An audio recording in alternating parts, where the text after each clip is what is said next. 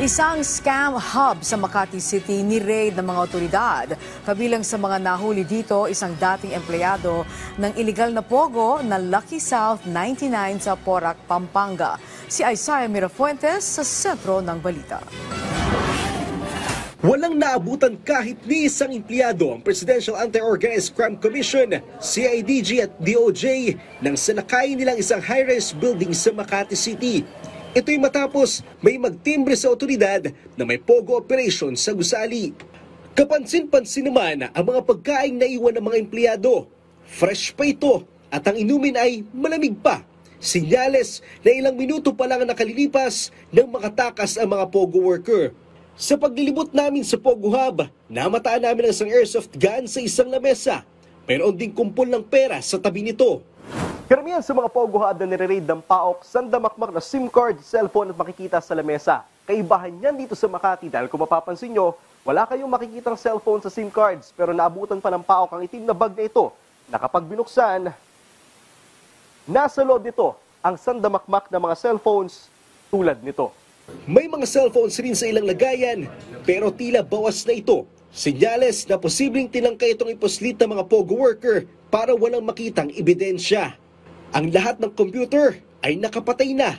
Namataan din namin ang ilang mga script na ginagamit ng mga empleyado sa panggugoyo.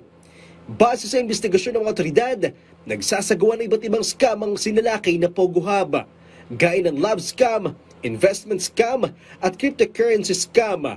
Posibleng ang mga empleyado sa Pogo Hub ay mga dayuhan, pero hindi inaalis ng PAOK ang posibilidad na may mga Pinoy rin. Kasi nga, yung script, nakasulat ito o nakasulat sa English. So, siyempre, ang nakakabasa niyan, yung mga Filipinos and other English-speaking countries. But ang kwento ng mga witnesses natin, mga Filipinos nga, ang nandoon. Iimbestigahan ng mga otoridad ang dahilan kung bakit nakasibat ang mga empleyado. We're looking at the possibility na sila ay naarahan dahil na nakita tayong from somebody na may expression niya. Hindi mo na namin papangalanan. Posibleng nasa 6 na raang Pogo worker sana ang mahuhuli ng mga otoridad. Sa kalagitnaan ng pagsalakay, may isang lalaking Chinese ang pumasok sa gusali. Pag-amin niya, dati siyang empleyado ng Lucky South 99 sa Porac, Pampanga.